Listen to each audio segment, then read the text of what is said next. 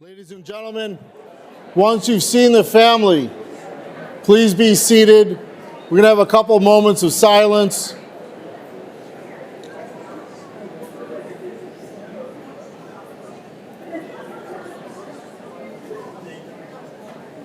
The family is extremely appreciative for being here.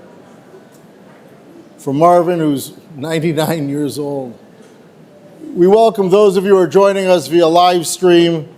For those of you who are here, please take a moment to be sure your cell phones have been turned off, not to disturb the sacred funeral ceremony.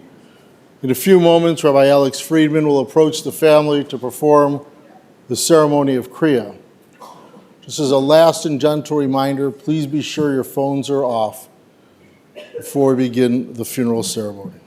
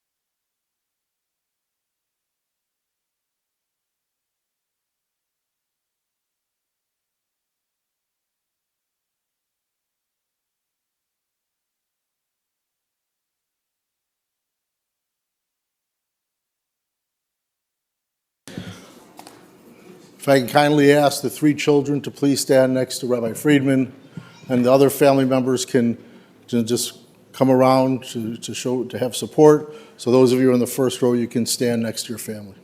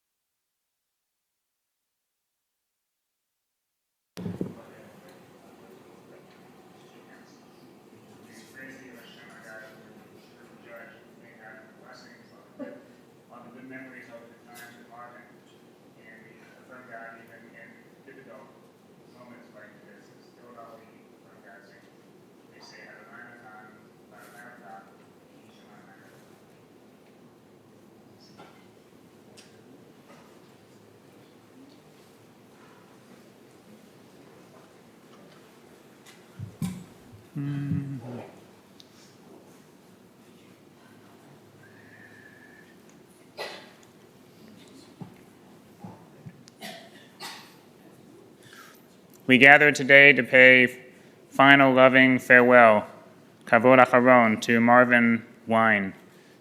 And we're not sure where to begin to tell a life story that spanned 99 years, because we could be here a very, very long time for everyone to share their memories, their thoughts, their influence. We open our scripture for guidance, for wisdom and inspiration, and that is the Jewish way, that for millennia, our people, when they were to tell the life story of a loved one, they began by opening their scripture for direction too. And so I open to Kohelet, to Ecclesiastes. There's a season set for everything, a time for every experience under heaven, a time for planting and a time for reaping, a time for keeping, a time for discarding, a time for loving and a time for hating, a time for embracing, and a time for refraining, a time for slaying and a time for healing, a time for laughing and a time for weeping, a time for dancing, a time for wailing, a time for birthing, and even a time for dying, a time for speaking, a time for silence, a time for seeking, and a time for losing. And not all moments are the same. And this moment, this day, is a time to reflect and to share and to recall the very best of Marvin. It's also in this moment and in Shiva beyond the time for us, extended family, friends, community, to give a warm, full embrace to this family who is celebrating his life, but missing him deeply and hurting all the same. And so we stand with you and we give you our support this day. We think of all his family, a very, very large mishpacha. To his children, Stuart with Debbie, Susie with David, and Julie with Ken. To his many grandchildren, Allie with Jeremy, John with Chris, Eli with Marie Louise, Jessica with Sam, Andy with Seth, Lauren with Brian, and Danielle. And to his many great-grandchildren, Rowan, Logan, Hank, Scout, Kaya, Ezra, Daria, Max, Sonny, Carson, and Paul. And we really can't tell his life story without recalling with love members of the family who no longer walk this earth, but who were a big part of our world. His late wife, Marlene, his late brother, Jerome, and his late sister, Annette. I continue by reciting the 23rd Psalm. Mizmor LeDavid, Adonai ro'i lo achsar, binotesh yarbitzeni, al memenucho tinachaleni, nafshi yeshovev yancheni b'ma'alei tzedek b'ma'an shemo, gam ki le'feget samavet, lo irara, ki ata imadi, shiv decha mishantecha, hema yanachamuni, ta'aruch lefanai shulchan, neged sorerai, Dishanta v'shemen roshi, kosi vivaya, ach tov chesed yudifuni, kol yemei chayai, v'shavti b'veit Adonai, le'orech yamim. I invite you to open your funeral folder to the second page, and let's read the 23rd Psalm together in English. The Lord is my shepherd, I shall not want. He maketh me to lie down in green pastures. He leadeth me beside the still waters. He restoreth my soul. He leadeth me in the paths of righteousness for his name's sake. Yea, though I walk through the valley of the shadow of death, I will fear no evil, for thou art with me. Thy rod and thy staff, they comfort me. Thou preparest a table before me in the presence of mine enemies. Thou anointed my head with oil. My cup runneth over. Surely goodness and mercy shall follow me all the days of my life, and I will dwell in the house of the Lord forever.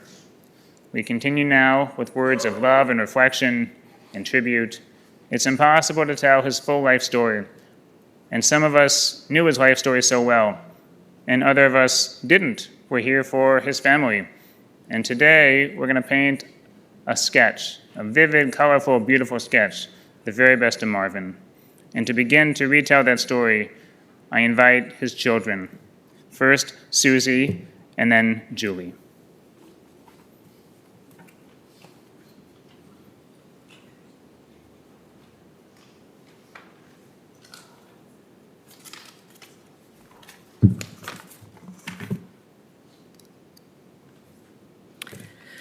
Steady, patient, careful, resourceful, practical, decent, modest, tolerant, consistent, and most of all, kind.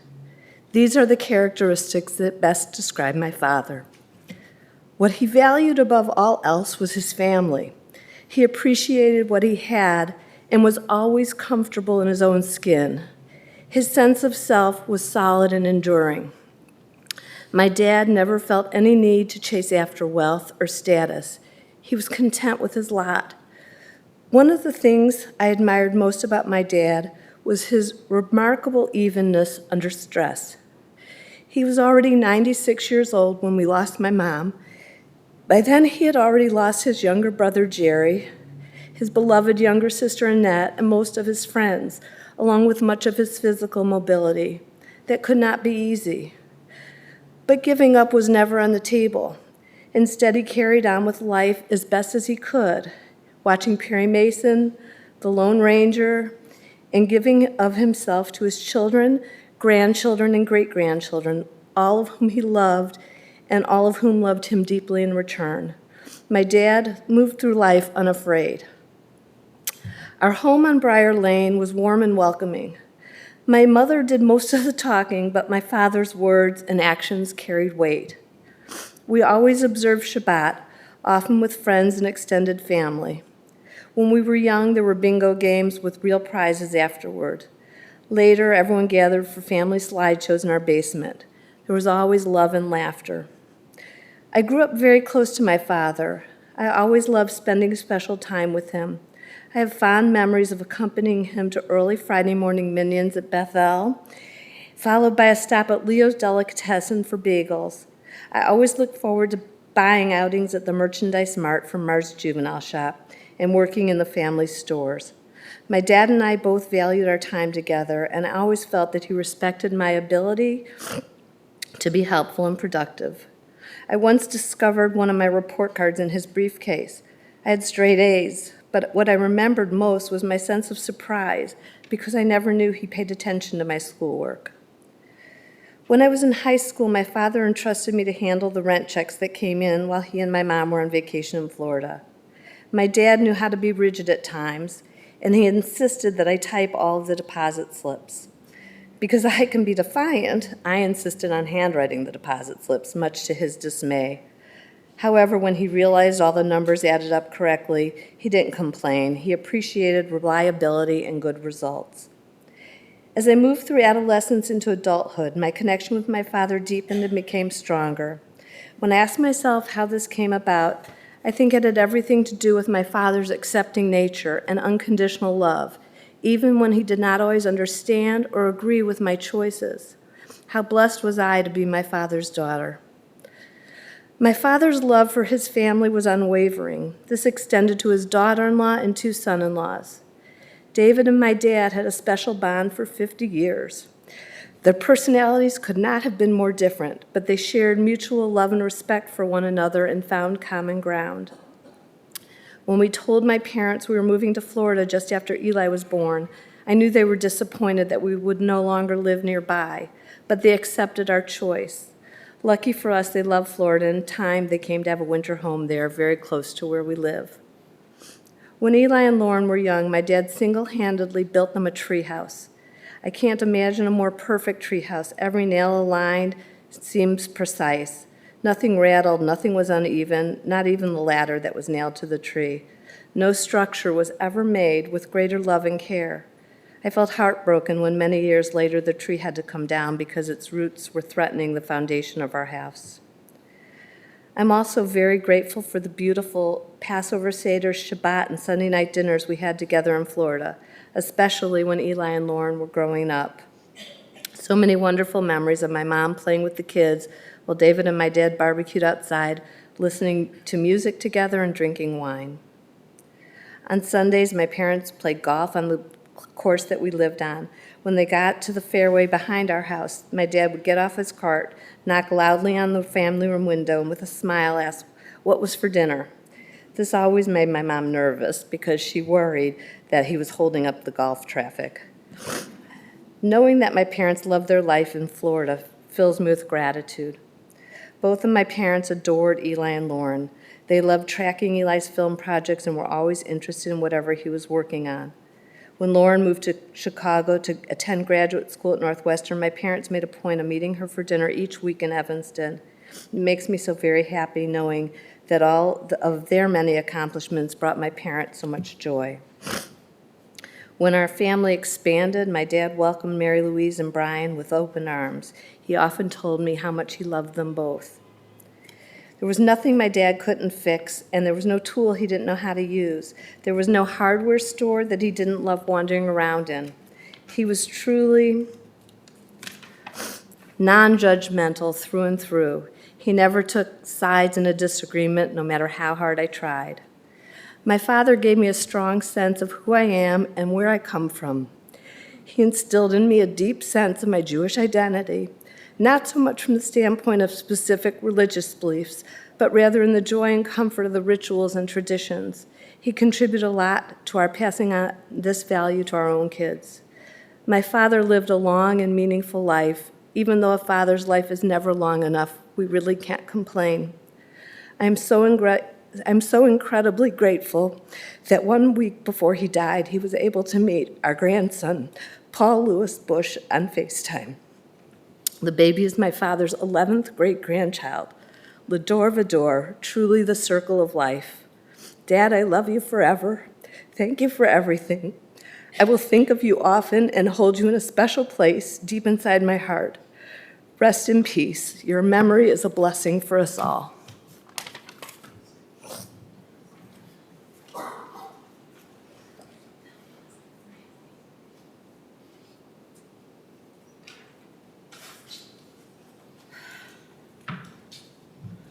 Hi.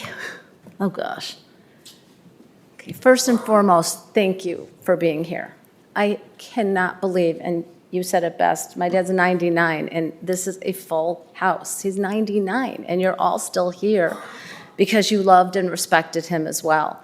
Every email, phone call, text message, every single thing that you guys gave to us meant the world. And every single one of you always said the same thing, that he was so nice and he was so caring and he always had candy. Everybody would say that. So this is kind of different because I actually, I didn't write a eulogy after he passed. We sat vigil for so long in the hospital that I decided all those crazy emotions and the ups and downs of everything I was feeling, that's my eulogy and a letter to my dad. Dad, as I write this, I am sitting next to your hospital bed, watching you breathe, well aware that your last breath will soon be here. Rather than feeling sad, I feel insurmountable love and pure gratitude. I find myself thinking that in my 65 years, you have never, ever disappointed me. You have stood by my side through all the ups and downs, never judged, always supportive, and still guiding me in your 99th year of life. Your love and support have never faltered, and as of just a few weeks ago, you were still the one calling me to see how I was feeling. Your weekly gin rummy game is something that Kenny has come to cherish. Kenny would come home every Tuesday afternoon and tell me how amazing you were and how much fun he had. Your warmth and your kindness have never changed, no matter your age and no matter what you yourself were going through. You were truly a selfless man. There are certain words synonymous with you, and I will think of you whenever I hear them. Tootsie Rolls, which if you guys notice, there's no mince, it's all Tootsie Rolls around here. He had Tootsie Rolls in his trunk, he had Tootsie Rolls in his house, he had Tootsie Rolls everywhere you could possibly imagine. Chocolate-covered raisins, pinwheels, of course, from Walmart, Bazooka bubble gum, and last but not least, Fig Newton cookies. And every single time our kids would see Grandpa, no matter when, he would have all these cookies wrapped up in his pocket, and each of the great-grandchildren would just one by one pull out cookies from his pocket. So the other day when I was on the phone and I was FaceTiming with Andy and Sonny, and Sonny's all of 1.5, and Andy said, oh, I'm talking to Grandpa Marvin, and in the background you hear Sonny saying, cookie, cookie? It weirdly meant more to me than I can tell you. My entire life, your trunk was filled with candy, mostly Tootsie Rolls and Bazooka bubble gum. You'd pass candy out to anyone who came your way. Kenny's sister Susie reminded me just the other day how you used to stop your car at her bus stop when she was 9 years old just to open your trunk and give her candy. You've been passing out candy your entire life, and it's a memory that so many people have of you. You always make people feel special. Dad,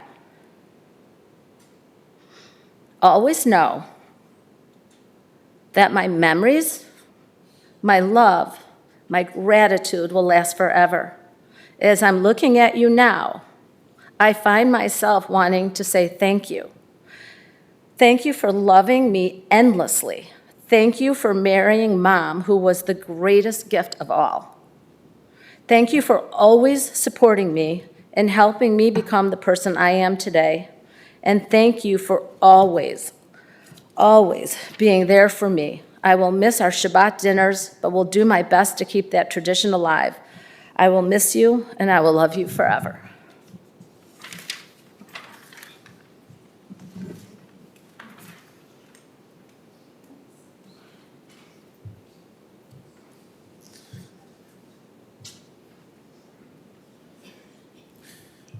Marvin was in retail by profession, but by passion, he was really a builder. We heard about the treehouse. There's so many more projects he loved to construct and build with his hands. But the greatest thing he built wasn't that treehouse or even designing a house. It was this family.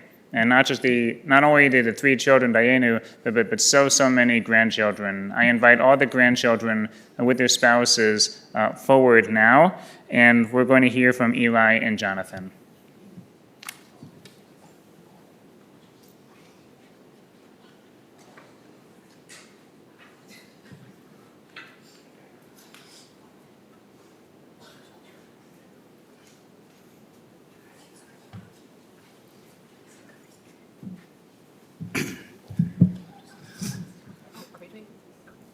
I don't have anything that specific to say, except for like my mom said, in a true circle of life moment, had a baby like a week ago. It's just strange to be getting a lot of congratulations at a funeral. And the thing I was thinking about over the last week was showing the baby to Grandpa Marvin, and it was like the same thing as playing guitar for him when I was 12. And he just had such a kindness and a warmth. And I just always felt like Grandpa Marvin, in the way people are saying, had like achieved some higher plane of existence where he didn't have to bother with kind of like the everyday stresses and everything that we do. And I don't know, it's weird doing it here, but seeing all my amazing cousins who, most of them have kids of their own, I just feel like we're in a different phase of life, and may Grandpa Marvin's memory be a blessing and an example for all of us to just organize around, and couldn't ask for a better North Star. So that's all I wanted to say.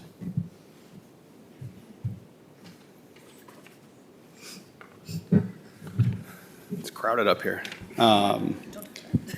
She said not to touch the button, but I can move it. I'm taller than Mom. But so it's strange doing this as a representative of the grandkids, but I have like a receding hairline and touching 40. So it's a strange thing. So I was texting with Jessica through Danielle and some of the other grandkids and just kind of collecting some stories. And so there's definitely some overlap to what Susie mentioned and what my mom mentioned. But it's the general theme of just kindness and goodness and just this level of comfort that all of us had with Grandpa, and just being in their house, and the presence that him in combination with Grandma both collectively gave to us was something that you can't fake it. It's just real. They were just the nicest, kindest, sweetest people. And the amount of time that we spent at their house, looking back at it now, makes me just feel so fortunate, but also realize how important it was to who we have all become.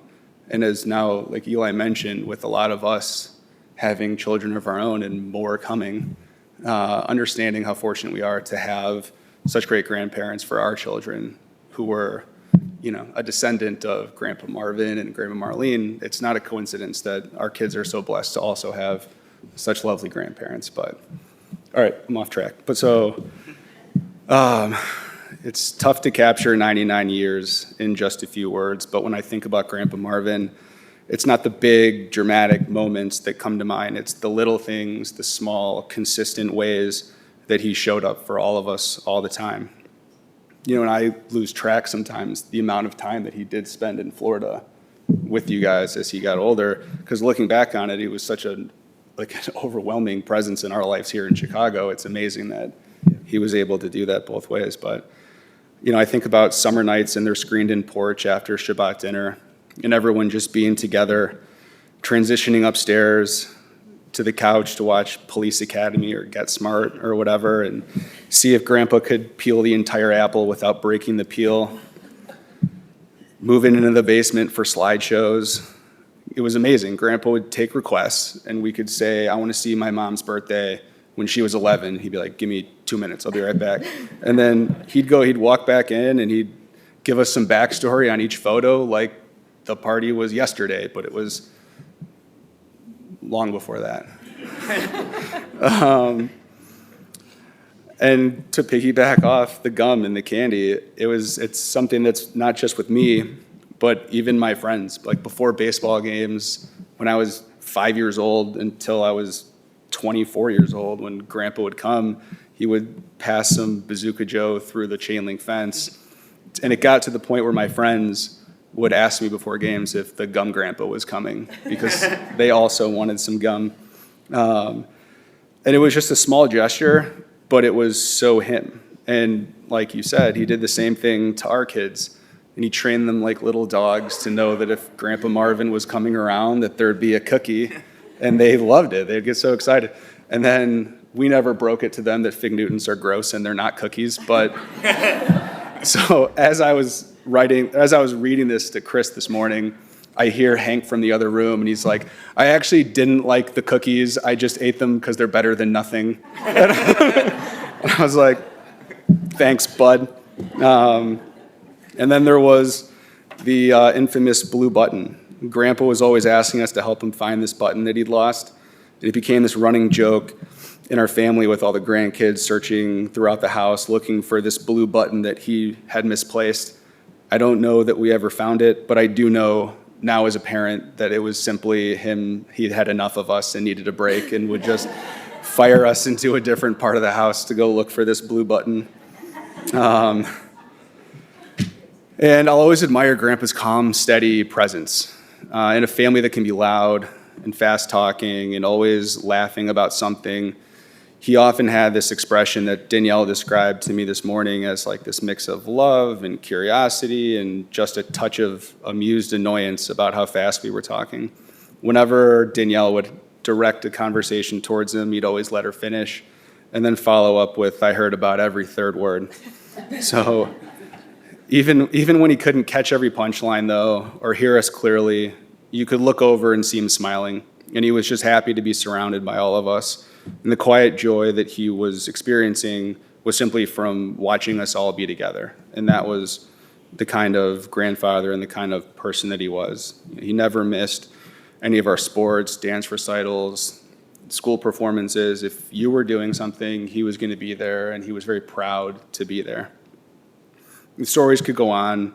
I'll rattle off a couple honorable mentions, from Shabbat dinner every Friday to that ice cream log thing that I think some of you guys like, but it was just like freezer burnt and gross. The meticulous way that he would barbecue hot dogs, playing gin together, sleeping over at their house on the pull-out couch with the bar right through the middle of your back, defrosting bagels in the morning at 5 a.m. with him because you couldn't sleep because of the bar in your back. But 99 years is a long time to live.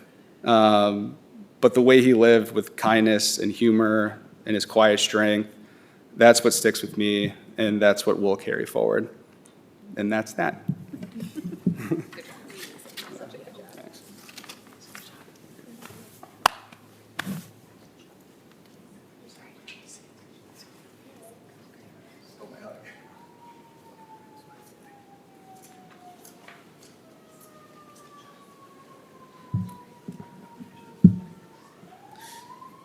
We'll next hear from Debbie and Stuart Wein, Marvin's daughter-in-law and son.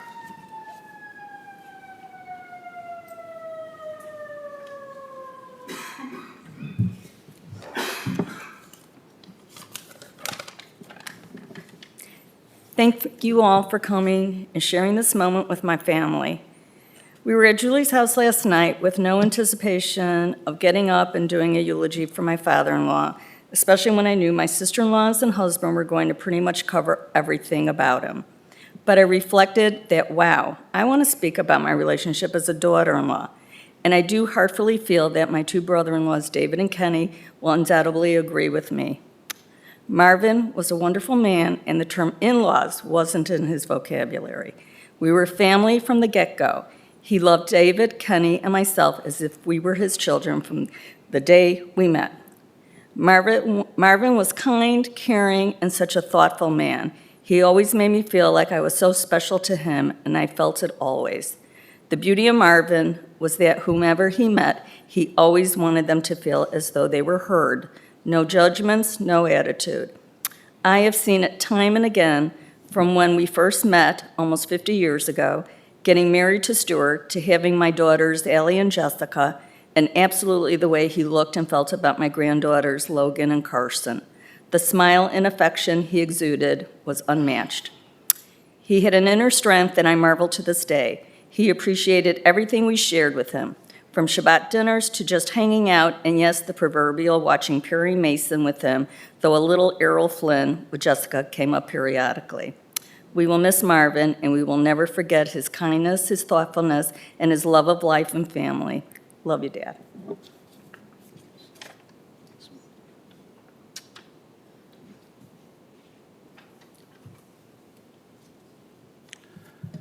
I want to thank you all for being here to remember my dad and to celebrate his life. Years ago, I came across this definition of character, and it still resonates. You can tell a person's true nature by the way they act when they think nobody is watching. I watched my dad for 70 years, and I'm certain that many of the things I saw occurred when he didn't think anyone was watching. I marvel at what I saw.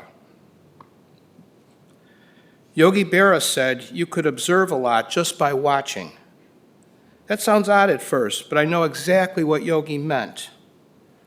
Because when I watched my dad do something, it could be fixing a broken appliance, talking to a customer, or watching a Cubs game, I observed how focused he was. When I watched my dad talk to someone, I observed how he always looked the person in the eye. He never talked down to anyone, and he always showed respect. For my dad, there was only one way to do something, the right way. He never looked for shortcuts, and he brought integrity to every task at hand. He wasn't perfect, but he strived for quality, and he tried coming as close to perfection as he possibly could. After watching him grimace, trying to figure something out, I usually observed how gratifying it was to accomplish something difficult if you never gave up. My dad was kind to strangers as well as friends. He knew how to listen, and he didn't need to be asked to be helpful. All he had to do was see the need. I remember being in New York with him while in high school when a panhandler approached us outside a deli. My dad didn't give the guy money as requested. Instead, he gently took the panhandler by the arm, led him into the restaurant, and asked what he'd like to eat. When we got back to the sidewalk after buying the man a sandwich and drink, my dad said, "No one should go hungry," and we continued our walk. I recall being at baseball camp on Parents' Day. Some stitching on my mitt had come loose and fallen irretrievably inside the webbing of my glove, or so I thought. When my team came into bat, I threw my mitt on the ground and didn't notice my dad pick it up. When I retrieved it to retake the field, I noticed to my astonishment that all the stitching was perfectly back in place. He fixed it with his car keys. My dad did stuff like that all the time. I've seen him fix a broken garbage disposal with a piece of chewing gum and a pencil. Once, over a period of weeks, he disassembled my heavy-duty shredder to remove something clogging it. Then we put it back together like we were doing a father and son model airplane project. Now that just ain't normal, but that was my dad. When I moved my office to Deerfield, he found an incredible location within my budget. Then he designed the build-out for the construction team to implement. I could honestly go on and on and on with stories like this.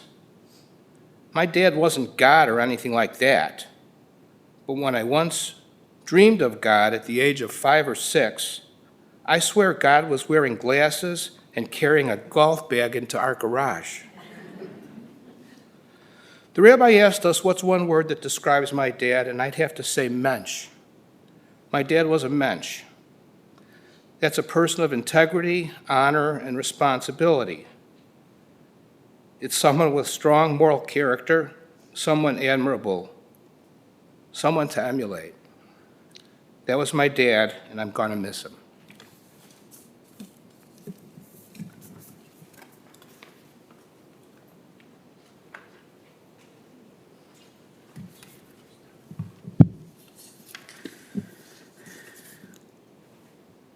There are many reasons why it is a privilege to be related to Marvin Wein, as I am, through marriage. In the Jewish tradition, the 613 commandments, mitzvot, can be divided into two groups, those between people and God, and those between people and people. In Hebrew, mitzvot ben adam makom, like celebrating Shabbat, and mitzvot ben adam chaviro, like being honest. Many people excel at one category or the other, but Marvin truly excelled at both, at all of it. He was a wonderful coworker, a fabulous boss, a caring, loving husband, father, grandfather, and great-grandfather. We heard so much today from his children and grandchildren. I want to acknowledge first his beloved wife, Marlene, as they were married together for 69 years. As luck would have it, Marvin gave a video interview to family just a few weeks ago, in which he recalled meeting her and falling in love with her. It was a true blind date, and afterwards she was so taken by him that she dumped her boyfriend at the time. Over that lifetime of marriage, he truly adored her in the deepest, deepest way. They were a really good team because they were both committed to raising loving children, grandchildren, and great-grandchildren, finding the uniqueness in each of them, what made each of them special. They loved to spend winters in Florida together. They loved to golf together.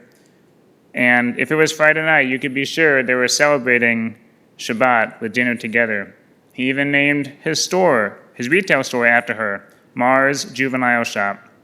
With family and friends alike, he made everyone feel welcome and loved. He absolutely never, ever made anyone feel bad. He truly beamed when his family succeeded, and he almost burst with pride when he saw the younger generations carrying on the Jewish traditions. People knew him as funny, resilient, deeply appreciative, a hard worker, involved and caring, non-judgmental, having opinions but also accepting others, a role model. In short, as Stuart said, in one word, a mensch. And this is what he demonstrated in word and deed. Is there anything more important? Is there any greater compliment? He proudly served his country in World War II. Marvin truly enjoyed people and sought to connect to everybody. His career in retail selling clothes and being born into the retail business, and then a second career working for Medline. These always brought him close to so many different types of people, and he thrived with these relationships and connections. And they were always genuine, never transactional. He cared as much about the warehouse workers and connected with them as he did the executives. He got to know everybody. And this wasn't a facade, but really, truly genuine. It was just him. And he loved asking everybody, almost everyone, where are you from? Because he truly wanted to get to know them, even if he only had a minute together. This reminds me of a teaching from the famous Jewish philosopher named Martin Buber, and he is best known for defining two categories of relationships. The first category he names I, it, and these are transactional in nature, like when you check out at a grocery store and you interact with the cashier. You need something from them, and they need something from you, and then you move on. And Buber calls that I, it. It's normal and okay to have these some of these relationships in our lives, but hopefully not all are our relationships. And then he describes the second set of relationships as not transactional, but genuine and heartfelt. For example, just spending time together with a good friend, or a parent, or a grandparent, not doing anything, but just enjoying being together. And he calls this I, thou, where they see each other in the deepest way. And we should strive to have as many of these relationships in our lives as we can. And in this way, Marvin truly excelled. His relationships were deep and real. As the Talmud teaches, Rabbi Hanina Mendoza taught, when people are pleased with a person, then God is pleased with that person. Marvin was fiercely proud to be Jewish, to be a religious Jew, a traditional Jew, and a lover of Jewish rituals for his whole life. The Jewish holidays were his personal calendar, beginning from birth, as he was raised in a religious family. Shabbat was the anchor to his week. Stuart showed me a video just taken 2 weeks ago of him reciting Kiddush, the Friday night blessing over the wine. And while Marvin struggles just a little bit with some of the words, to be able to chant those words at age 99, that's really remarkable. How many times in his life did he recite those words? More than all of us, I'm sure. I was told that at Jessica and Sam's wedding not that long ago, he recited the blessings over the wine and the bread, and he shared the why behind the ritual of these blessings. And I'm told it was a very moving moment at the wedding. I wish to briefly share my take. Blessings over wine and bread never make the drink or the food holy themselves. Otherwise, we couldn't eat it or drink it.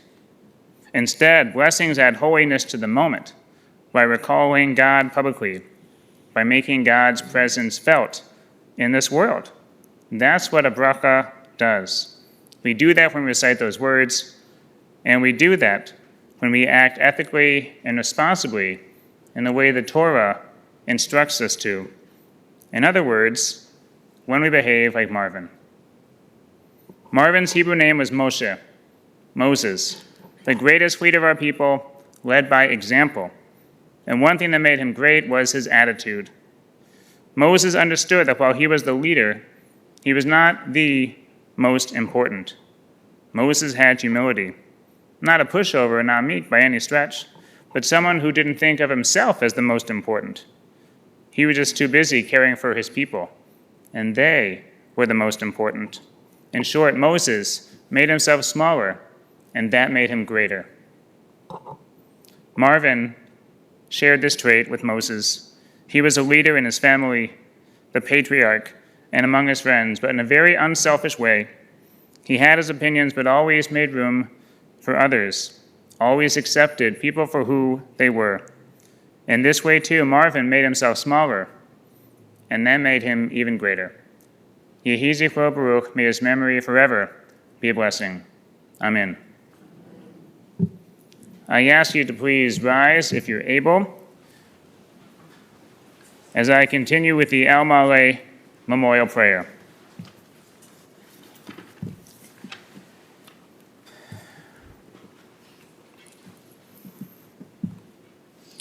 El Maleh Bakamim Shochen Bamimamihim Hamanse Menucha Nechana Tahagat Kleshchena B'Malo Kedoshim Utovim Kezerah Harakim Asirim Et Nishmat Moshe ben Avraham V'Shena Shehalacha Olamaho Began Eden Tehem Nukato Ana B'Charachamim Hastirehu B'Tzetek Nafeh Halamim Utzror B'Zorim Nishmato Adonai Hunachalato Fianu Fishalam Amishkavo V'Namar Amen. El Maleh Rachamim, exalted, compassionate God, grant infinite rest in your sheltering presence among the holy and pure to the soul of Marvin Wein, Moshe ben Avraham V'Shena, who has gone to his eternal home. Merciful One, we ask that our loved one find perfect peace in your eternal embrace. May his soul be bound up in the bond of life. May he rest in peace. And let us say, Amen.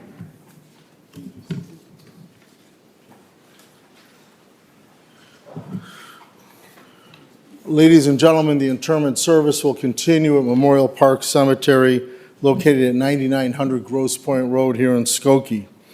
The family will be returning to the funeral home till 7 p.m. for calls of condolence and Shiva. Memorial contributions to your favorite charity would be appreciated. For those of you who will be driving in the funeral procession to the cemetery, the procession will be forming in our parking lot.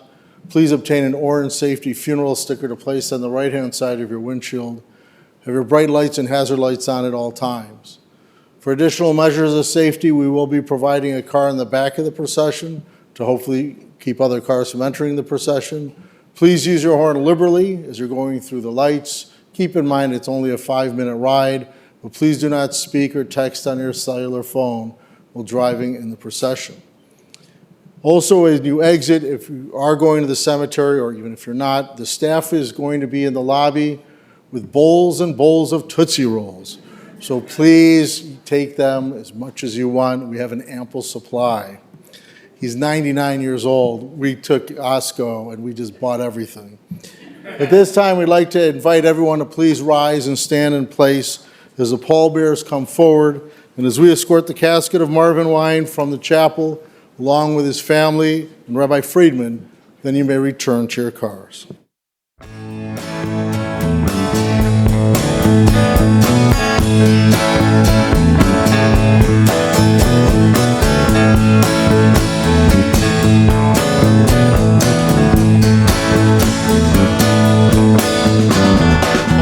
Look out of any window, any morning, any evening, any day. Maybe the sun is shining, birds are winging, no rain is falling from a heavy sky.